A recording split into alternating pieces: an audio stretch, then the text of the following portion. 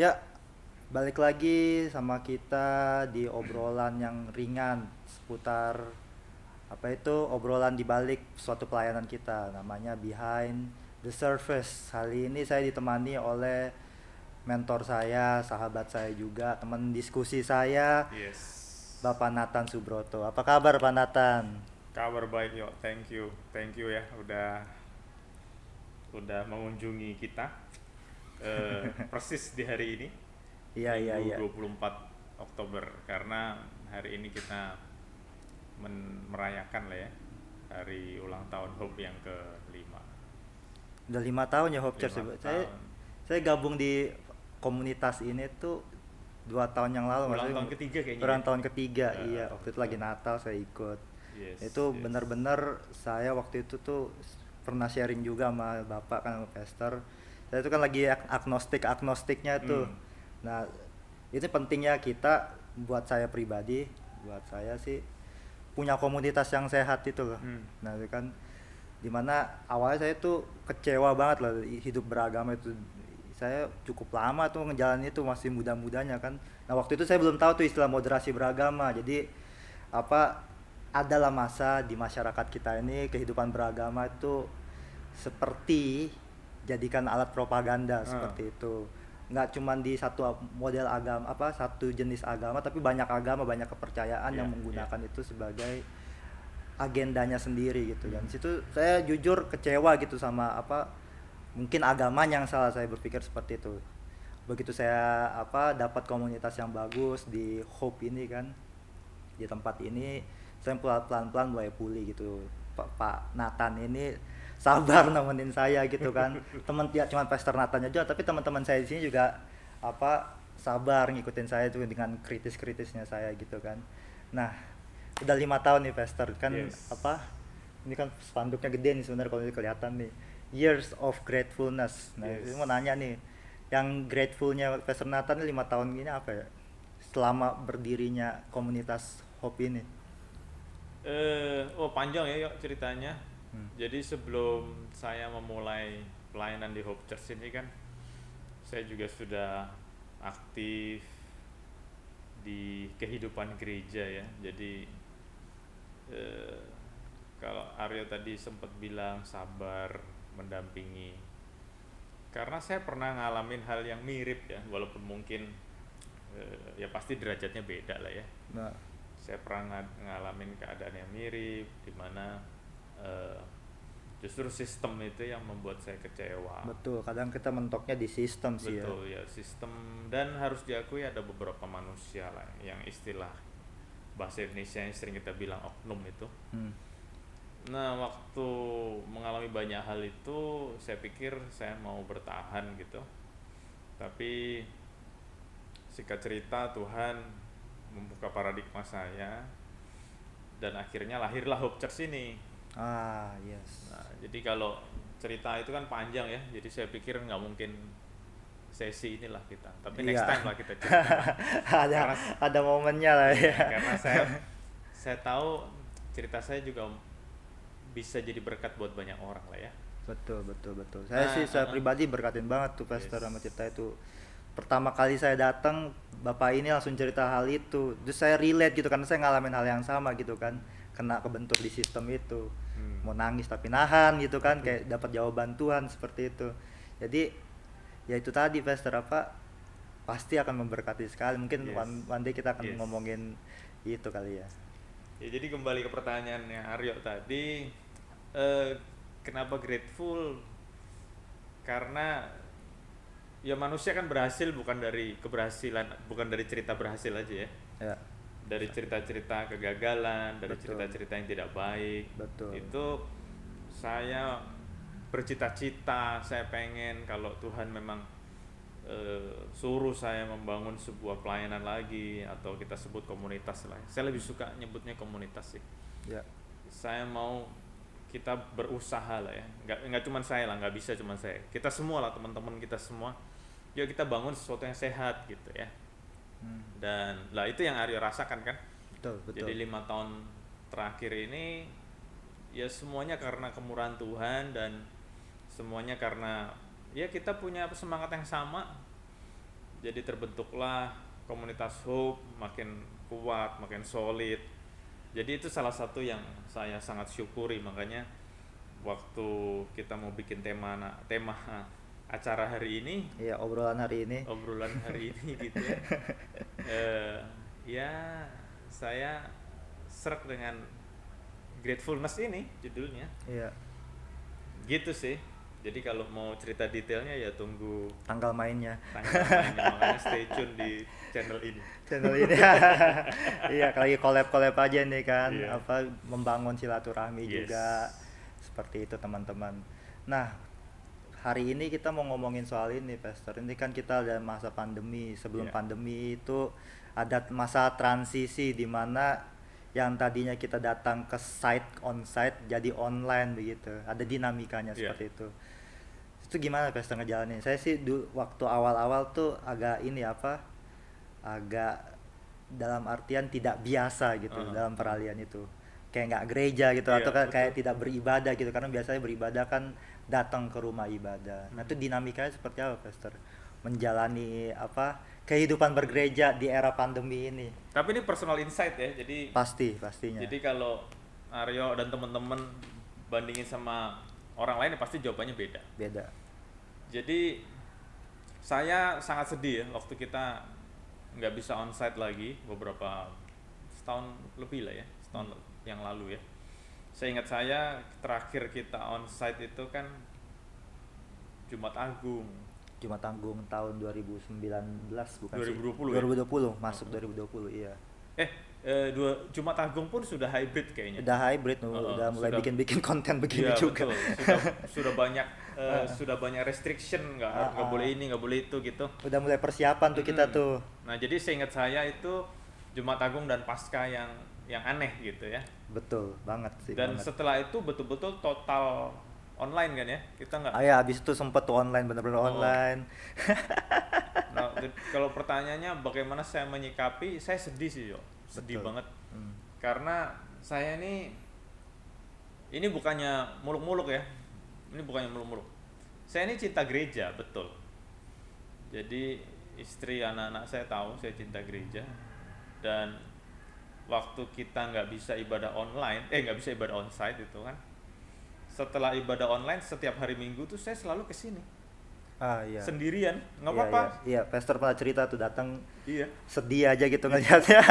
Jadi saya duduk aja gitu ya. Nanti kalau berasa ngantuk, berasa capek, saya keliling Iya, ruang iya, ibadah gitu. Sambil saya doa, sambil saya tanya Tuhan kenapa ya begini ya gitu. Jadi kalau Aryo tanya rasanya gimana, ya itu awal-awal saya sedih. Tapi dengan berjalannya waktu, ya saya sadar sih, memang gereja perlu berubah, dan salah satu perubahannya ya seperti ini kan, kita bikin Iya, konten digital seperti konten ini. digital, ibadah online, dan luar biasanya Hope Church ini kan bukan gereja yang besar ya, tapi penjangkauannya mengejutkan gitu Iya, ya. di luar ekspektasi. Di luar ekspektasi. Ah, ah. Jadi dengan adanya ibadah online ini menjangkau yang bukan yang tidak terjangkau aja, yang tidak kita pikirkan. Kita pikiran juga gitu ya. kena gitu kan. Iya. Jadi bener apa, perubahan zaman juga merubah perilaku ini ya, perilaku konsumsinya masyarakat juga gitu. Yes. Saya melihat ada yang kayak pastor gitu apa, sedih nggak bisa online, nggak bisa onsite. Tapi ada juga tuh yang suka tuh, sampai Iya. sekarang bablas lagi. Iya, betul. Tapi ada juga mungkin karena fleksibilitasnya itu kali ya. Iya.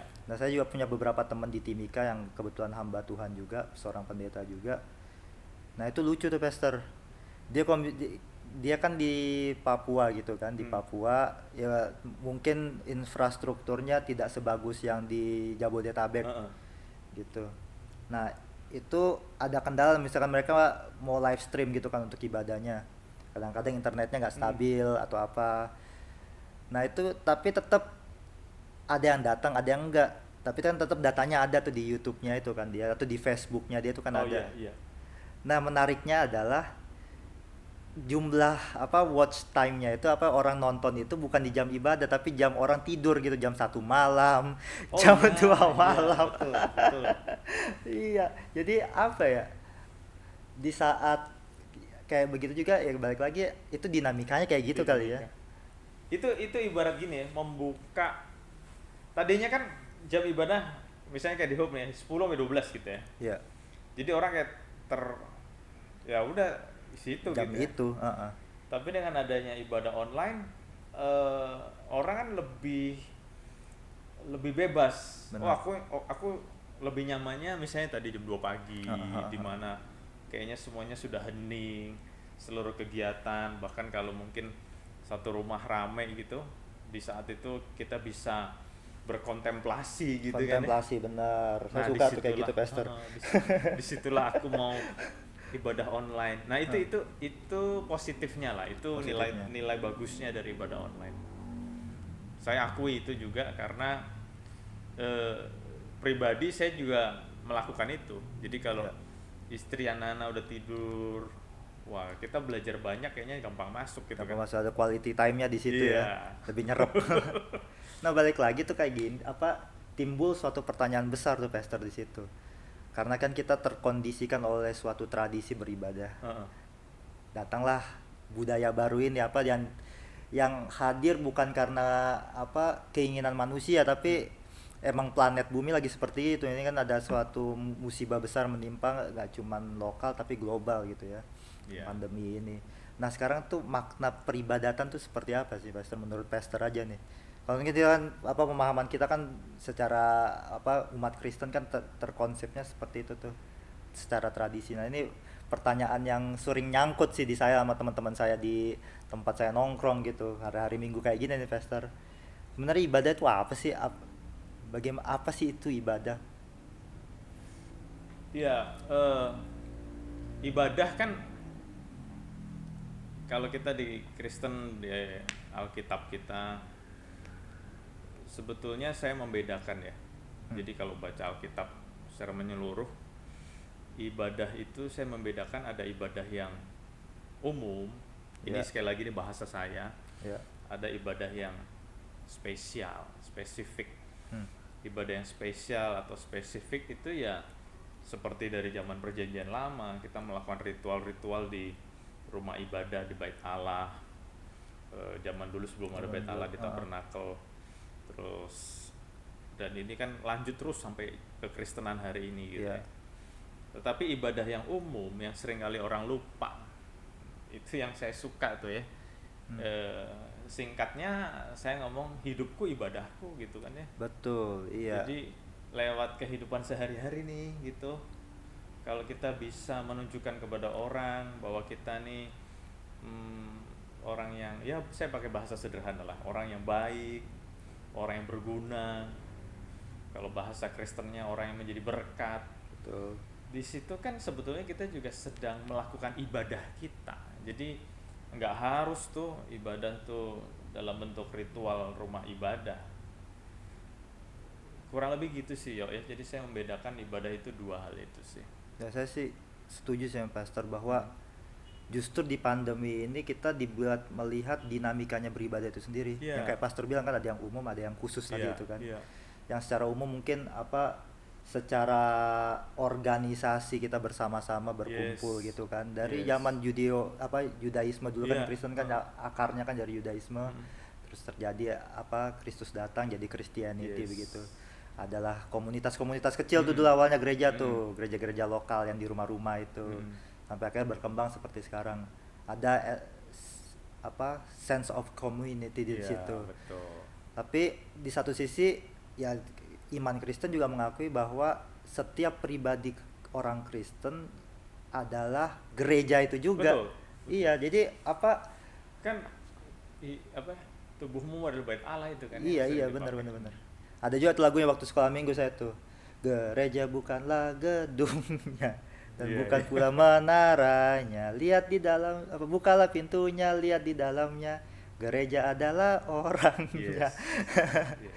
Jadi apa ya, buat saya secara pribadi sih itu saya ngeliat pandemi adalah momen ya kayak bahasa Pastor ada momen kontemplasi umat manusia. Iya.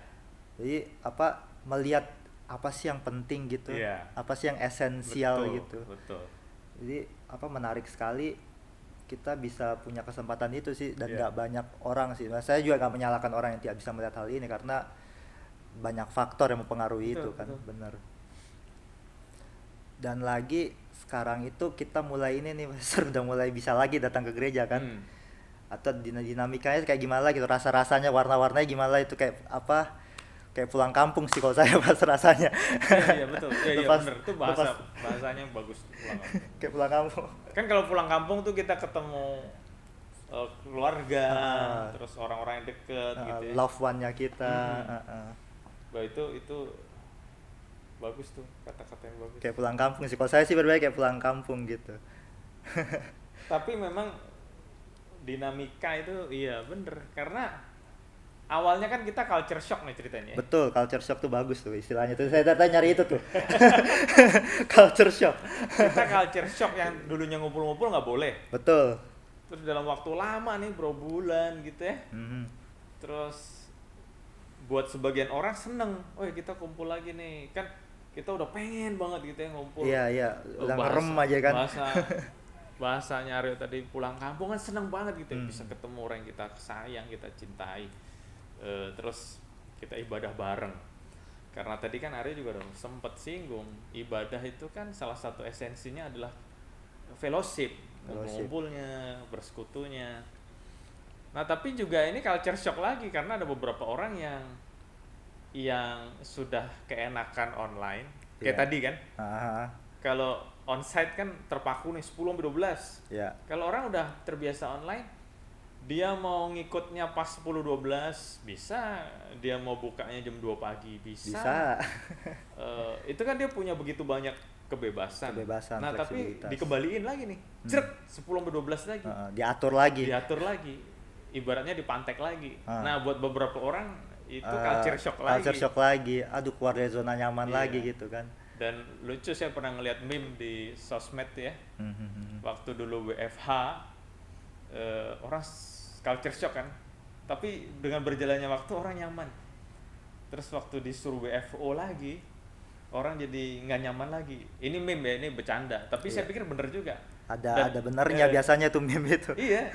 Dan salah satu alasannya adalah orang tuh males gitu ya, mesti mandi lagi, siap-siap lagi, mesti dandan lagi. Ternyata itu juga salah satu hal yang kelihatannya orang nggak semua suka ya. Iya, karena apa? Balik lagi keluar dari zona nyamannya sih, saya Iya. rasa kan udah nyaman seperti itu. Kan kalau online kita nggak perlu dandan. Bangun tidur Pasti celana pendek Celana biasanya. pendek. Atasnya doang pakai kemeja. ya gitu kan. Iya, awal-awal juga kita masuk online itu kan kita nggak nyaman banget itu kan. Iya. Karena kita keluar dari zona nyaman kita. Pas mau balik lagi suruh masuk kerja gitu contohnya, atau masuk gereja gitu, rumah ibadah. Males banget bergerak Iya. gitu kan. Betul. Iya sih, benar. Ada Dan, culture dan shock, ini kan culture shock lama, lagi. lama ya, bulanan, bahkan beberapa tahunan. 1 tahun lebih. Nggak usah jam 10-12-nya. Karena kan hidup kita ini kan kayak domino effect kan. Betul.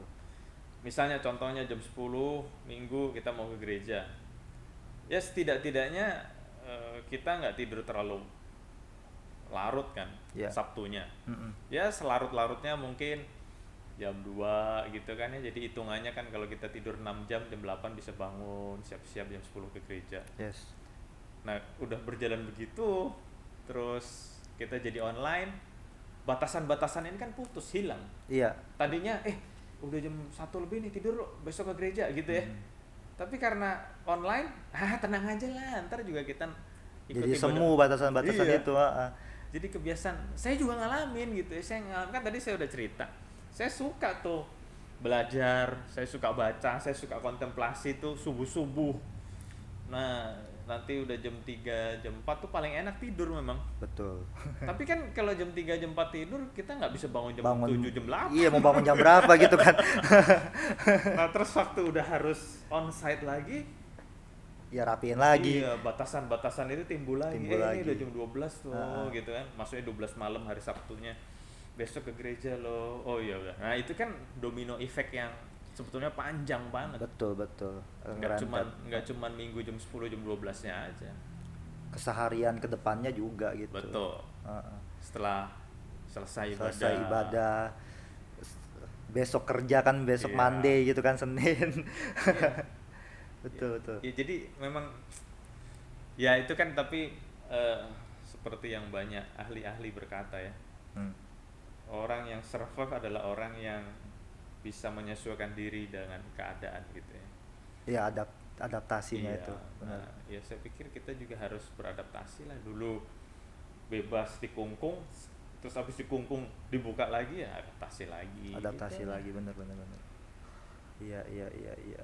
Adaptasi juga waktu waktu masih SD, enggak, SMP itu kan makhluk hidup harus bisa beradaptasi gitu kan. Iya, Kalau nggak beradaptasi dia punah punah, begitu. punah, Benar betul, benar benar. betul. Nah, ini ngomong punah bener, ntar itu yang lumayan mengkhawatirkan kita semua ya, Nah, karena eh, ya ini kan kita sama-sama di Banten ya. iya. Saya pun mendengar dari beberapa teman dulu waktu belum musim ibadah online, Hmm. itu ternyata banyak gereja yang tanda kutip punah. Saya ganti kata, bukan punah. Tanda kutip Tutup. tutup. Tanda kutip dia mati suri kali ya. Iya, mati suri. Mudah-mudahan bangkit lagi. Iya, bisa. Karena tidak punya human resource dan tidak punya equipment untuk bikin ibadah online. Iya. Tapi saya juga dengar dari teman-teman ada gereja yang mampu bikin ibadah online, tapi jemaatnya tidak punya kemampuan untuk Mengakses. ikut ibadah online. Ah. Iya. Iya, Jadi sama kayak teman saya itu yang iya. Timika itu, Pak. Iya, iya. Begitu. Jadi ya yang trafficnya rendah kan malam tuh. Iya. Nonton malam, apalagi saya juga punya teman yang di Timor Leste, saya sempat zoom-zooman lah sama Hmm. dia. Ya begitu, Pastor. Timor Leste juga kayak gitu kasusnya. Nggak bisa. Hmm. Kadang-kadang nggak bisa. Kalau bisa ya puji Tuhan, nggak bisa Iya. ya udah. Jadi kadang-kadang gerejanya yang keluar budget lebih gitu, Iya. dana lebih untuk beliin jemaatnya pulsa. Rusak. Jadi dibeliin pulsa, jadi mereka ngumpul lagi tuh tutupnya. Jadi pelayanan diakonianya bukan sembako aja ya. Iya, pulsa. Kuota, beliin kuota. Jadi mereka lucu. Jadi per klaster gitu kan, Ya, per kumpul di klaster. mana gitu ya. Ngumpul di mana, berapa orang dibatasin, jaga jarak apa segala macam. Komsel lah ya. Iya, komsel-komsel gitu. Nah, yang menarik di sini, mau bagaimanapun kondisinya, dinamika beribadah itu tidak lepas dari namanya fellowship ya. Iya. Yang kadang saya cemaskan sih sebenarnya, ada kecemasan situ, ada keresahan lah, orang anak-anak sekarang bilang ada keresahan, kegalauan. Yang terbiasa online ini tidak punya fellowship secara ini, karena mereka cuman ya nggak bisa disalahin, karena sekarang kan kita ada di zaman postmodern, di mana orang-orang yang postmodern ini menjalani hidup lebih pragmatis begitu kan. Salah satu cirinya itu, Pastor, lebih pragmatis dalam menjalani hidup. Saya mau ibadah ya, saya mau dengar khotbah aja. Jadi biasanya tuh present worshipnya di skip, tek langsung khotbahnya aja gitu. Yeah. Atau ada juga yang saya mau dengar present worshipnya aja, habis itu saya mau dengar yang lain gitu khotbah. Bisa tuh dia dengar present worshipnya selesai, habis itu dengar khotbah orang lain kayak gitu. Nah, ya itu terserah dia sih, nggak apa-apa. Yang menjadi keresahan saya itu adalah fellowshipnya di mana, sedangkan kita percaya bahwa besi menajamkan besi kan. Justru ketika kita berfellowship baru kita tahu aktualisasi atau penerapan dari nilai-nilai kebenaran yang kita dengar tuh seperti apa gitu kan. Nah itu gimana, Pastor, tuh solusinya itu kira-kira tuh, kalau ini nih kebutuhan fellowship dari suatu kehidupan beragama lah, kita katakan seperti itu, karena nggak bisa dipisahkan kan dari dinamika beribadah itu sendiri. Saya ya seperti Aryo tahu ya, di Hope Church ini kan strength-nya, kekuatannya di fellowship. Ya. Jadi kembali ke pertanyaan sebelumnya itu, kan kita yang tidak bisa beradaptasi punah. Ya. Dulu yang nggak bisa online, kita ganti lah, bukan punah lah, kasihan juga kalau dibilang punah, mati suri. Mati suri. Harapannya nanti bangkit lagi. Baik. Tapi orang yang sudah kebiasaan online, waktu balik onsite, dan mereka malas beradaptasi, mereka bisa punah juga sih. Iya. Maksudnya bukannya gerejanya, bukannya komunitasnya, pribadi demi pribadi. Karena satu contoh aja yuk, kan kalau ngomong komunitas, ngomong persekutuan atau fellowship, kita bisa melihat begitu banyak keuntungannya ya. Iya. Tapi satu contoh aja, ibadah yang dilakukan onsite bersama-sama, itu saya merhatiin gini, walaupun ini mungkin bukan sebuah hal yang 100% benar gitu ya, tapi saya lihat suasana ibadah terus teman-teman kita Ya. itu mempengaruhi loh, walaupun kita diajar nggak boleh terpengaruh kan. Iya. Jadi saya ngeliatnya gini, misalnya ada orang galau, orang bete, orang yang ke gerejanya terpaksa gitu ya, udah di gereja deh, kalau nggak gereja ntar ditanyain, kalau nggak ke gereja ntar Nggak enakan nggak jadinya. enak gitu ya, terus dia ke gereja nih, tapi dengan hati yang galau, Hati yang berat. Nah tapi waktu dia masuk ruang ibadah, terus Suasananya, atmosfernya angkat gitu. WL singers, pemusik, bahkan teman-teman sesama jemaat itu nyanyinya, nyembahnya serius, saya yakin orang itu akan terpengaruh. Betul. Nah bayangin kalau orang tipe kayak dia tidak memaksakan diri untuk ke gereja secara onsite, tapi dia tetap bertahan, udahlah di rumah aja, ya kan punah dia. Iya, akhirnya nggak punya komunitas. Betul. Gitu kan. Kerohaniannya nggak, ya saya nggak tahu lah orang seperti itu masih ikut ibadah online atau tidak, saya nggak tahu. Akhirnya apa istilah teologisnya lah, menjalani peribadatan apa sih namanya, legalistik Iya, sekali gitu. Ini kan legalistik. Tuhan tidak suka itu, yang Tuhan inginkan peribadatan yang hidup gitu. Betul. Kan. Legalistik ngapain kamu beribadah gitu kan? Hmm. Karena yang Tuhan cari yang bukan legalistiknya Iya, itu. iya. Iya ya, benar itu. Apa maksudnya secara real life aja kita perlu berasosiasi dengan orang lain gitu, Yes, yes. punya link gitu, punya Betul. kenalan. Kalau misalkan di kehidupan beragamanya aja dia tidak berfellowship, akan sangat susah sih untuk menjalani kehidupan beragamanya. Betul. Ya ibaratnya kayak secara kesehatan mental lah, orang kalau misalkan sendirian terus lama-lama merasa terisolir, isolated begitu kan, jadi pasti stres sendiri. Sedangkan kita makhluk sosial seperti itu. Ya itu, manusia ini kan memang makhluk sosial ya, diciptakan untuk ada interdependensi dengan yang lain gitu ya. Interdependensi kan maksudnya harus ada ikatan, Iya, saling support, punya minimal ada komunikasi dengan yang lain, itu kan menguatkan ya.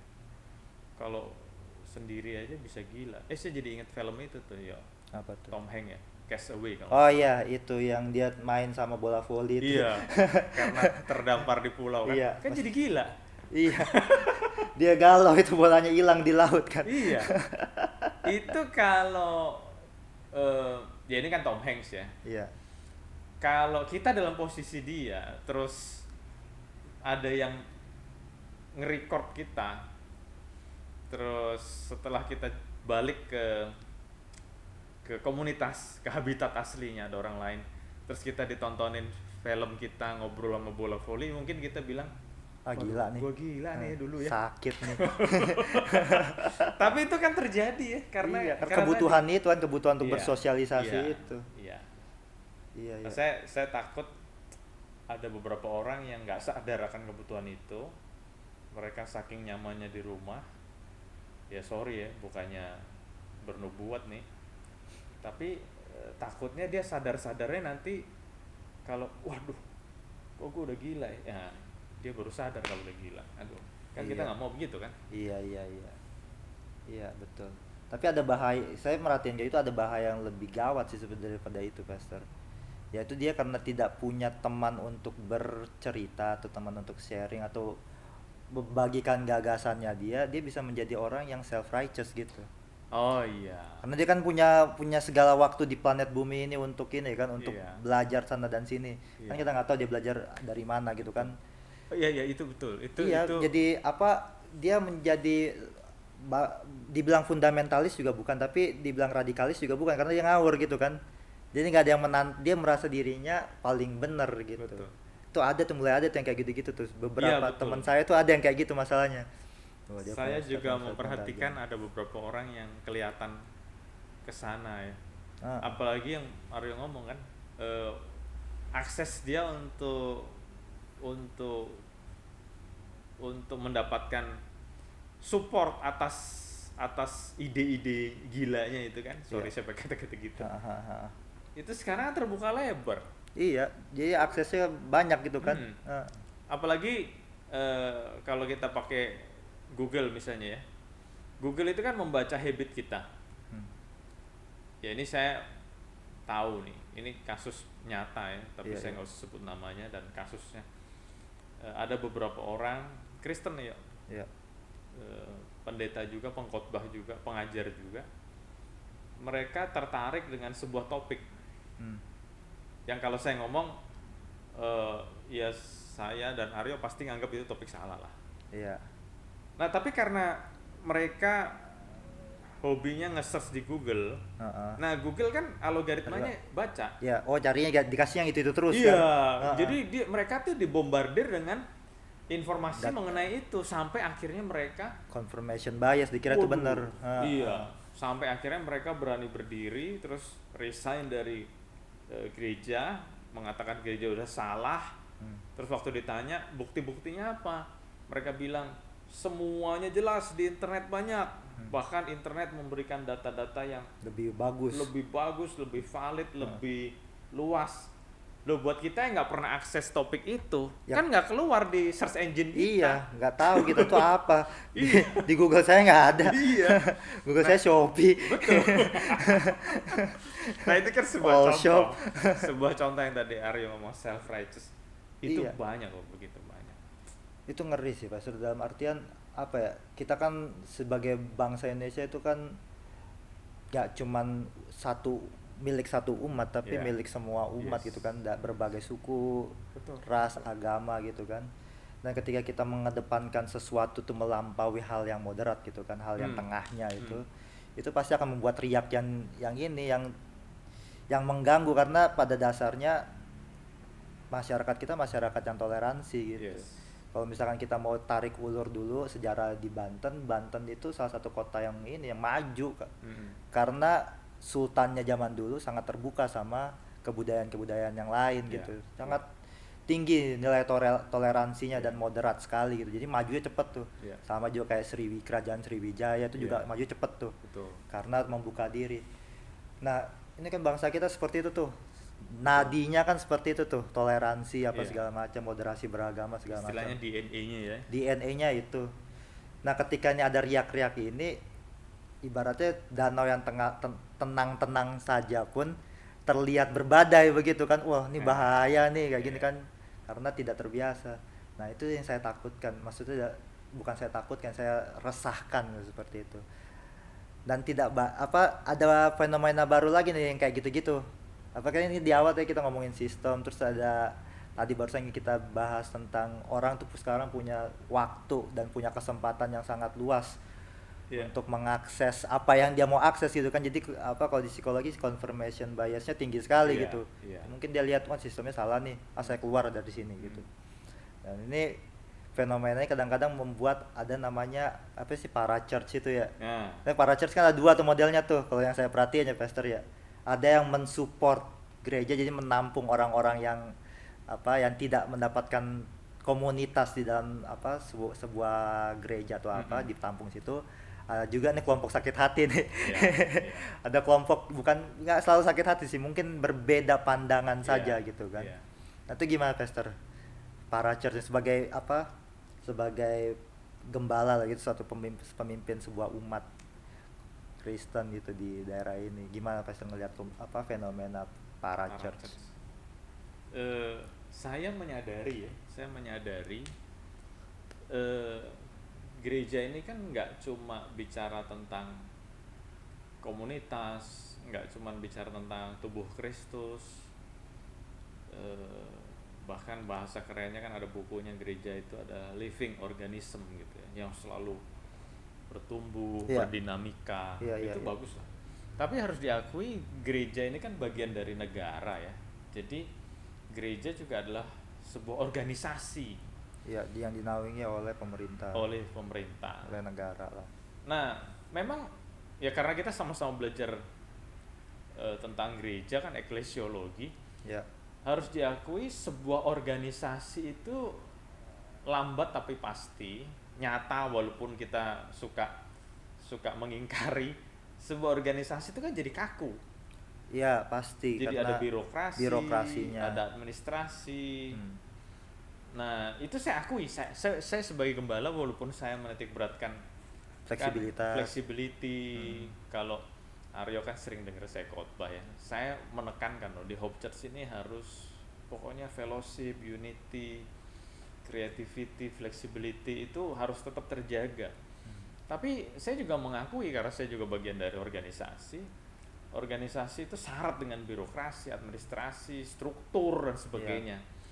Nah, gereja yang sudah jadi kaku membutuhkan tangan-tangan di luar organisasi, bahasa saya gitu ya. Dan itu yang saya sebut adalah ministry atau parachurch tadi. Iya. Jadi kalau saya pribadi nih, saya sih nggak anti parachurch, karena saya belajar gini, kata-kata para itu kan sebenarnya beriringan, paralel beriringan. Nah, di luar parachurch kan ada paramiliter, Ya.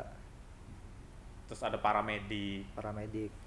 Kan mirip-mirip. Jadi yang sesuatu yang tidak bisa dijangkau oleh militer, paramiliter yang masuk. Sesuatu yang tidak bisa dijangkau oleh medik, paramedik yang masuk. Ya, support systemnya. Support system, betul. Jadi saya menganggapnya kalau ada orang kenalan sama saya, oh saya dari yayasan mana, pelayanannya nih ini, kan di kepala kita langsung mikir, oh ini parachurch nih. Cuma saya memilih untuk saya menghargai mereka, menghormati mereka, karena mereka melakukan hal-hal yang tidak bisa dijangkau oleh church atau mainstream gereja ini kan. Iya. Tapi yang Aryo ngomong tadi benar, karena gini, ada gereja-gereja yang curiga dengan parachurch, karena tanda kutip mereka kan takut dombanya atau lari ke situ, atau ladang pelayanannya diambil sama parachurch. Ada gembala, pendeta, ada gereja yang sikapnya memusuhi parachurch, ada. Tapi demikian juga ada parachurch yang saya juga ketemu, ada yang pengen selalu kerjasama dengan gereja, karena mereka berkata, kita ini kan kepanjangan tangan gereja, jadi kita perlu di backup gereja. Tapi ada juga yang Aryo ngomong tadi, ada parachurch yang isinya orang-orang yang kecewa dengan sistem gereja, jadi udah ibaratnya gini, udahlah kita melakukan yang kita anggap bener karena gereja udah ngawur nih. Ngawur lah. Bahasanya malah mungkin udah korup lah. Iya. Jadi saya lihat ada dua kubu itu sih, yo. Dari parachurch ada dua, dari gereja juga ada dua. Iya. Gitu sih. Dan di situ saya ngelihat ini siapa dinamika beribadah ini itu sangat ditentukan sama seberapa kuat kelompok tersebut atau umat, dalam artian ini warga gitu, bermoderasi dalam beragama. Artinya gimana? Kayak kita bahas tadi itu kan, Pastor, ada sekelompok orang yang akhirnya merasa dirinya paling benar gitu kan, karena mereka memang punya kesempatan, punya resource untuk membangun teorinya sendiri gitu. Sedangkan pemikiran seperti gagasan apapun itu yang ada dalam pikiran kita itu harus diuji gitu kan. Ya kan misalnya di firman Tuhan juga bilang kan, ya diuji, segala sesuatu diuji untuk kamu tahu kebenaran gitu kan. Bagaimana kita mau tahu itu benar apa salah kalau nggak pernah diuji? Ini kan tidak melalui tahap itu kan, orang-orang self righteous ini main tabrak aja, dia klaim dirinya benar, terus dicari pengikut gitu kan. Dia bikin riak-riak sana sini. Itu dengan melakukan itu menunjukkan perilaku dan tidak moderat begitu kan, menimbulkan permasalahan. Kedua, dan tadi itu trust issue kan sebenarnya. Sebenarnya para church ada untuk membantu gereja gitu kan. Seperti halnya para medik atau para militer gitu kan. Ada untuk sebagai support system, tapi ketika ada trust issue, entah itu dari para church-nya kah atau dari church-nya yang sebagai mainstream ini kan, para church kan mungkin alternatif gitu kan. Dari yang mainstream ini. Kalau ada trust issue di situ nggak akan jalan juga gitu, akan cuman ada permusuhan aja, nggak moderat jadinya. Jadi mereka akan bikin saya bilangnya tuh bikin kompetisi satu sama ini suatu kecurigaan gitu yang Oh, tadi iya. itu loh, kecurigaan. Wah ini dia kayak gini nih, wah dia bikin manuver ini karena ini nih. Iya. Jadi tidak pernah bisa esa gitu loh. Iya. Kalau nggak bisa esa pasti akan ribut-ribut, tinggal kayak bom waktu sih saya lihatnya. Iya. Ini trust issue tuh kayak bom waktu kepada konflik yang lebih besar Iya. gitu. Yang ketiga tuh yang tadi itu kita obrolin apa, culture shock itu handle-nya seperti apa ya, itu butuh humbleness ya emang. Oh, yes. Iya. Yes. Karena kita kalau misalkan terlalu egosentrik ya kita nggak mau untuk berubah gitu. Ah. Kita nggak mau jadi fleksibel, nggak mau beradaptasi. Nah itu juga mempengaruhi ditimbulkan juga sama bagaimana kita bermoderasi dalam Iya. dalam kaitannya ini beragama gitu kan. Karena agama buat saya pribadi, menurut saya investor ya, itu menjadi kompas gitu, kompas moralitas kita gitu Iya, kan. iya, betul. Secara umum lah gitu. Hmm. Terlepas dari ajarannya atau segala macam yang mungkin ada beda, ada yang sama, tapi secara garis besar tuh semua agama mengajarkan kebenaran, sehingga bisa jadi dikatakan agama adalah kompas moralitas begitu. Nah kalau misalkan kita dalam beribadah saja tidak tidak ada kerendahan hati untuk menerima, taruhlah awal pandemi gitu kan nggak banyak, waktu itu kita sempat bahas tuh kan, sampai kita ngomongin di taruhlah di IG itu ada orang-orang dibayar untuk naikin isu COVID yang nggak valid, tapi Iya. mereka dibayar untuk naikin itu, seolah-olah menimbulkan keresahan gitu kan. Nah itu kan kalau misalkan dia egois, orang yang egois, Iya. taruhlah ada ego di situ ya, dia lakuin aja gitu kan, karena mikirin dirinya sendiri. Iya. Tapi kalau yang orang yang humble gitu menurut saya, ya dia akan mikir sih, dalam artian dunia seperti ini, oke lah seperti ini, kondisinya begini kita ikut gitu. Itu sih kalau saya ngeliatnya ada 3 hal itu sih dalam berdinamika dalam bergereja. Memang Betul. peribadatan tuh tidak sempurna, karena kita Iya. yang menjalankan ibadah itu adalah manusia yang tidak Iya. sempurna. Tapi seperti tidak ada rencana yang sempurna, tapi ada tetap persiapan yang baik gitu kan. Iya. Ya jadi saya ngeliatnya gitu, Pastor. Dari ngobrol sama Pastor saya terbuka bahwa memang peribadatannya kita sebagai umat Kristen ya memang tidak sempurna gitu, tapi kita sedang disempurnakan Yes, gitu kan. yes. Tapi kita mau nggak merendahkan hati kita untuk ini sih kalau saya, Pastor, membuka mata hati dan telinga itu loh. Tapi kata kuncinya Aryo Apanya? ngomong tadi tuh. Apa tuh? Humble. Iya. Rendah hati itu saya pikir udah kata kunci yang paling bagus ya. Dari semua lini lah ya. Kalau tadi ngomongin gereja dan para church, terus kalau ngomongin berbagai macam denominasi gereja, ya kita memang harus humble sih. Betul. Karena gini, kalau kita nggak punya humbleness tadi, kerendahan hati, minimal kita udah berasa paling bener. Iya. Tuh ngomongin itu, Pastor, saya jadi ingat tuh. Ada orang yang pisah karena perkara beda pandangan doktrinal. Nah, iya. Padahal sebenarnya kalau misalkan di moderasi beragama itu sebenarnya ada medianya gitu, cukup humble untuk berdiskusi gitu kan, mencari jalan tengahnya kan. Moderasi kan cari Iya. jalan tengah. Sebenarnya Iya. kan selesai masalah kayak Iya, gitu. iya. Tapi kalau misalkan tadi yang kayak tadi nggak ada kerendahan hati, nggak akan selesai. Iya. Bisa nanti bisa lagi nih. Kan penyakitnya kan itu kan. Betul. Dan tadi kan Arya juga udah ngomong, pengakuan nggak ada yang sempurna, itu kan juga humble.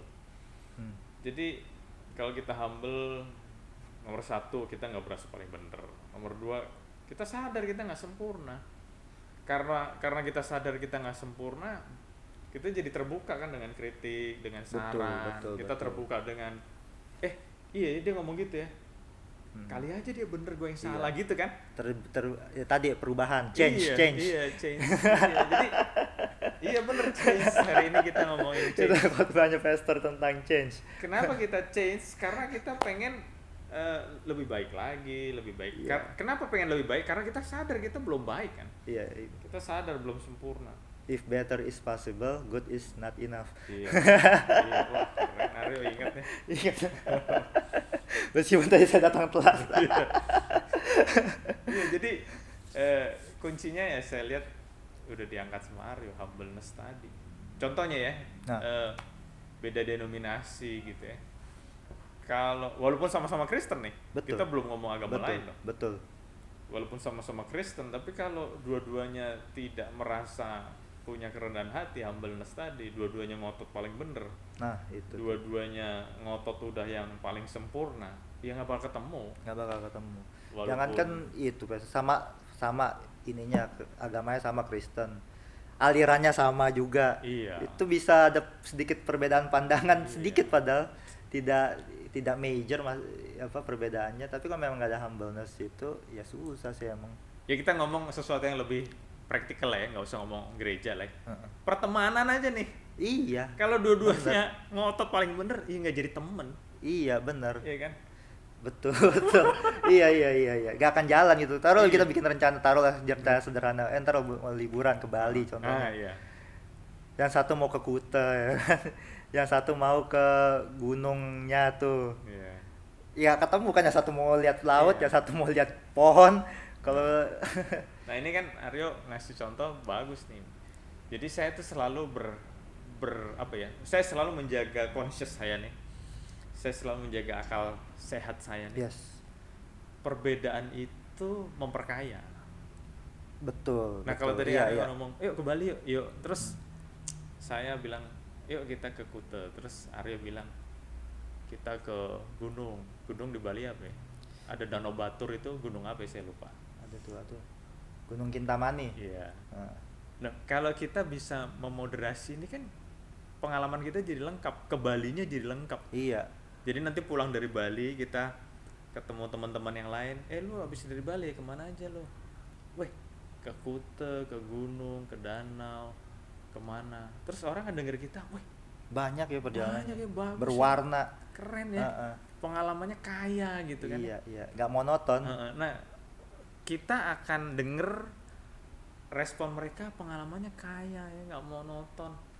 Karena apa? Karena kita bisa memoderasi perbedaan. Coba kalau kita ngotot nggak harus Kuta, terus kita balik lagi ke Banten sini, ketemu teman lagi, lu ke Bali kemana? Ke Kuta. Ya udah biasa lagi, ke Kuta mah gitu kan. Iya, Miskin, kita jadi ya miskin udah pengalaman. cuman datang ke situ aja, ke pantai aja, lihat sunset gitu, paling Iya. main pasir, main ombak, udah Iya. selesai. Jadi saya berusaha menjaga conscious saya. Kalau ada yang beda, saya nggak mau ngejudge. Justru saya Merhatiin apa jadinya. yang bisa saya gali ya Heeh. dari. Dapat apa nih dari situ? Heeh. Betul. Nah kalau saya bisa dapat sesuatu yang baru kan, wah ini jadi mindset saya, paradigma saya jadi diperluas. Iya. Menurut saya sih gitu ya. Iya. Saya tuh ngelewatin itu juga sih, Pastor. Itu yang zaman-zaman itu agnostik itu kan. Ya kan harus harus punya suatu kerendahan hati untuk menerima gitu kan, bahwa ya, apa yang saya pahami selama itu salah gitu. Ya kan ternyata bukan agamanya yang salah. Sebenarnya kesimpulannya sih itu simple banget gitu kan. Bertahun-tahun saya nyari kesimpulan itu, nyari jawabannya gitu kan. Bukan agamanya yang salah, Iya. tapi pelaku agamanya yang Betul, salah. betul. Begitu juga di dalam moderasi agama, teman-teman. Moderasi agama tidak mengurangi atau menambahkan ajaran agama, tidak menyalahkan agama. Agama itu benar, tapi moderasi agama mengajarkan kepada kita semua bagaimana menjalankan agama Iya. itu dengan benar, dengan tetap menghargai perbedaan, karena perbedaan itu adalah kita gitu. Yang bikin kita berwarna, kayak tadi kata Pastor Nathan, kaya itu adalah kita bisa hidup berdampingan even ketika kita punya perbedaan-perbedaan gitu sih. Iya. Menurut saya itu. Setuju. Iya ya. Ya contohnya ya kita ambil contoh Kristen, Hmm. lebih spesifik denominasi yang sama, aliran yang sama. Iya. Kita yang di Banten, ya saya pernah ngalamin juga, Hmm. nggak jauh-jauh ke Salatiga, ketemu Kristen, aliran yang sama, ngobrol sama mereka, itu aja saya belajar banyak loh. Walaupun mungkin mereka nganggep, wah ada orang kota datang nih, Iya, iya. disumpah-sumpah. Wah, Enggak, dieluk-eluk kan. Justru di tengah-tengah ngobrol sama mereka, makan bareng sama mereka walaupun sangat sederhana gitu ya, saya belajar, oh ternyata pandangan mereka tentang topik, misalnya topik X, oh begini ya. Coba saya gali lagi kenapa. Oh iya, karena memang mereka ada di lingkungan yang berbeda dengan di Banten. Ah iya. Jadi kan Perbedaan kultural itu. iya, jadi di Jawa Tengah dengan di Banten ya pasti beda. Hmm. Itu baru ibaratnya beda provinsi, Iya. satu pulau. Satu pulau. Kalau kita pindah lagi kemana, jadi saya tetap yakin gitu ya, perbedaan itu indah sih. Betul. Cuma saya rasa sih yang bikin apa ya, khususnya perbedaan pendapat ya, itu susah untuk dicerna sama kebanyakan orang adalah karena kita kultur freedom of speech-nya itu belum kuat gitu. Ya. Karena kita kan kalau misalkan di freedom of speech kan kita kebebasan berpendapat, ya udah berpendapatnya yang penting bisa back it up nggak, bisa backup nggak gitu kan. Kebanyakan tuh saya lihat contoh orang debat, orang kita debat itu kayak kuat-kuatan otot leher aja gitu kan, tapi nggak jalan tuh nalarnya, kurang main, argumentasinya kurang main. Kalau kita lihat debat-debatnya orang bule begitu kan, filsuf bule atau mungkin teolog bule, itu kan jelas itu taktuk gitu kan, tekniknya main, apa pancingannya main. Jadi itu kayak sport sih, jadi ada sportsmanship di situ.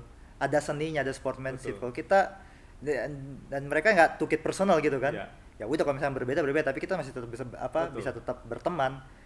Nah, kalau di kita itu saya rasa ya, maksudnya ini mungkin improve sesuatu yang perlu kita improve sebagai masyarakat gitu. Kalau kita sedang berbeda pendapat, sedang berdebat, please jangan took it too personal gitu. Jangan ambil personal gitu. Anggap aja itu kayak sport aja gitu. Ya udah, kita perang pendapat gitu, perang gagasan. Ya udah. Tapi kalau selesai nggak dapat mufakat ya sudah gitu, agree to disagree gitu. Saya rasa itu paling enak kayak gitu sih, Pastor, agree to disagree. Aryo ngomong begitu, saya kepalanya kebayang olahraga yang body contact ya, tinju, karate, taekwondo dan sebagainya. Itu saya kagum ya. Memang nggak semuanya, tapi saya kagum beberapa dari mereka. Kan bayangan kita kalau pukul-pukulan, tenang-tenangan itu kan berantem ya. Tapi kan kalau tadi Aryo ngomong sportsmanship, tinju, karate, taekwondo, judo dan sebagainya itu kan kalau kita ngelihat itu lagi tidak di arena kan kayak berantem juga.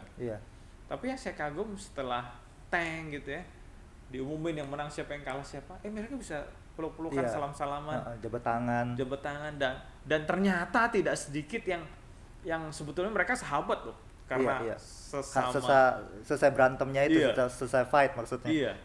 Nah sebenarnya kan tinggal dibalik aja kan.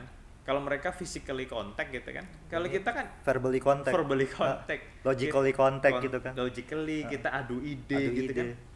Kalau udah selesai diskusi, walaupun nanti dinyatakan Aryo yang dipakai idenya, saya nggak dipakai, ya sudah kan kayak tinju tadi kan. Dan saya rasa itu bagian dari demokrasi, debat itu sendiri, karena kita mengutarakan pendapat kita, itu di compare gitu kan, dan ternyata kita ya, misalnya mungkin kita atau teman kita yang menang, ya udah kita menerima itu sebagai keputusan ini kan, keputusan yang diterima oleh populis kan sama masanya, ya udah.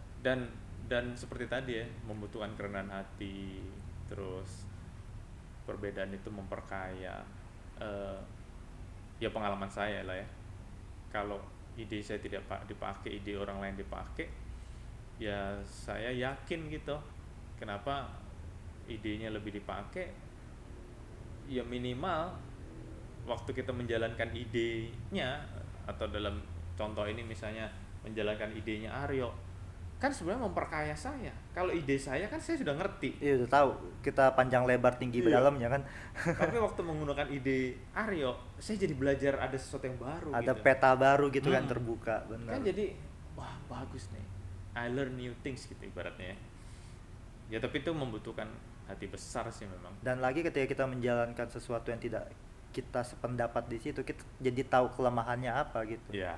Jadi itu yang dijalankan di pemerintah kan seperti itu, ada yang pro pemerintah, ada yang kontra pemerintah kan, ada yang mengkritik pemerintah kan, sebenarnya fungsinya seperti itu.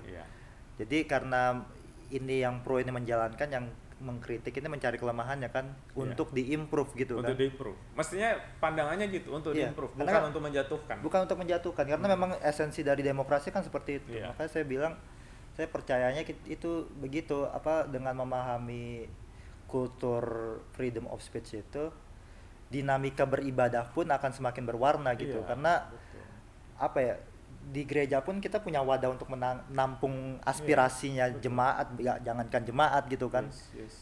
yang bukan jemaat kita, mungkin warga sekitar yang mungkin Iya. tinggal berdampingan dengan kita pun kita tampung gitu aspirasinya. Mungkin eh, kan biasa tuh kalau misalkan di desa-desa tuh speakernya jangan kegedean gitu Iya, kan. betul. Heeh. Atau mungkin memang masalah yang paling sering itu muncul parkiran, gitu kan. Parkiran. Kalau di kota-kota besar, Iya. parkiran. Tapi menarik loh ya, saya pernah dengar ada orang Kristen nih. Hmm. Eh, dia memang bergereja di sebuah gereja yang tidak dekat rumahnya. Hmm. Terus tiba-tiba beberapa rumah atau beberapa meter dari rumahnya itu dimulai ibadah Kristen. Hmm. Dan makin majulah gereja itu ya, atau persekutuan itu, parkirnya makin panjang, dan ternyata parkirnya mulai sampai ke depan rumah dia. Ah. Dia yang orang Kristen ini malah menggagas kepada pemuka masyarakat di lokasi itu yang menutup gereja itu. Ini kan aneh banget gitu. Jadi jadi yang menggagas tanda kutip penutupan gereja bukan dari agama lain, Tapi dari orang sendiri. ya, karena dia merasa terganggu mungkin. terganggu dengan parkirnya. Ya itulah Dinamikanya. Ya memang seperti yang tadi kita ya akhirnya untuk penutup mungkin ya memang dalam beribadah dan dinamikanya itu mungkin memang tidak sempurna. Ada up, ada down, ada kita hahaha, ada kita harus menahan diri untuk tertawa, ya kan. Untuk segala sesuatu ada waktunya. Cuman kendati demikian ya peribadatan ini yang dilakukan manusia tidak sempurna, tapi kita semua sedang berjalan menuju kesempurnaannya. Jadi masalah cuma satu, kita mau belajar apa enggak gitu sih. Kita cukup humble enggak untuk belajar. Iya sih, saya pernah nonton Netflix yang Viking itu ada statement penutupnya tuh yang bagus tuh. Jadi ada rajanya, ini kan udah mau mati nih rajanya, investor, jadi ngomong sama putra mahkotanya, dia bilang, remember the greatest Christian value is humility. Dia ngomong gitu, dan dia pelajar tuh waktu mempelajari nilai itu pas dia mau mati gitu. Jadi emang apa ya, itu pelajaran paling simple tapi paling complicated juga untuk dihidupi gitu, karena kita semua punya ego, saya rasa begitu sih. Tapi itu jadi mahal loh, orang di ujung hidupnya ya baru ngerti itu. Karena gini, biasanya kalau orang udah di ujung hidupnya, pesan-pesannya itu kan kelihatan berbobot gitu. Kalau kita kan masih lama nih. Walaupun yang kita omongin sebetulnya ada benernya. Orang kan beda sama orang yang udah di ujung, udah mau dijemput bentar lagi, malaikat pencabut nyawa udah nungguin. Tapi ya itu jadi mahal banget tuh, dia ngomong akhirnya humility itu ya. Tapi Yesus juga ngasih contoh kan humility. Iya, kalau misalkan dia egois mungkin dia nggak mati di kayu salib. Iya. Kabur kan tamat Getsemani. Itu sih, itu apa ya? Itu yang buat saya pribadi ya, ini sebagai penutup, kerendahan hati yang menjadikan manusia itu manusia. Yes. Itu karena kita dari debu tanah kembali kepada debu tanah. Yes. Penutupnya kan luar biasa, terpujilah nama Tuhan begitu kan. Iya, itu jadi sih. Semua kembali kepada Tuhan gitu. Iya. Jadi kendati ketidaksempurnaan di sana sini, saya harap teman-teman atau yang mendengarkan podcast ini bisa menyadari bahwa ini adalah upaya bersama, kolaboratif. Bener nggak sih, Pastor? Yes. Kolaboratif. Kalau kita ini kan lagi collab. Collab, iya. Jangan kolaps, kalau kolaps lain.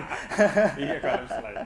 Iya, jadi ini upaya kolaboratif, moderasi beragama juga yang sedang digalakkan oleh pemerintah, yang lagi disosialisasikan banget sama pemerintah, juga bukan sesuatu yang satu pihak doang, pemerintah doang yang jalankan, tapi juga butuh kerjasama dari warga negara Indonesia, dari masyarakat sebagai stakeholdernya bangsa pemerintah. Jadi stakeholder terbesar loh. Iya, stakeholdernya memang kan masyarakat nih, kan gitu. Jadi yuk sama-sama kita ciptakan kehidupan bermasyarakat, kehidupan beragama juga yang kondusif, yang saling support satu sama lain. Karena ingat, semboyan bangsa kita dari zaman dulu sampai sekarang adalah Bhinneka Tunggal Ika, berbeda tapi tetap satu juga. Saya Aryo dengan Pastor Nathan pamit undur diri. Thank you semuanya. Selamat menjalani hari-hari kalian. God bless you.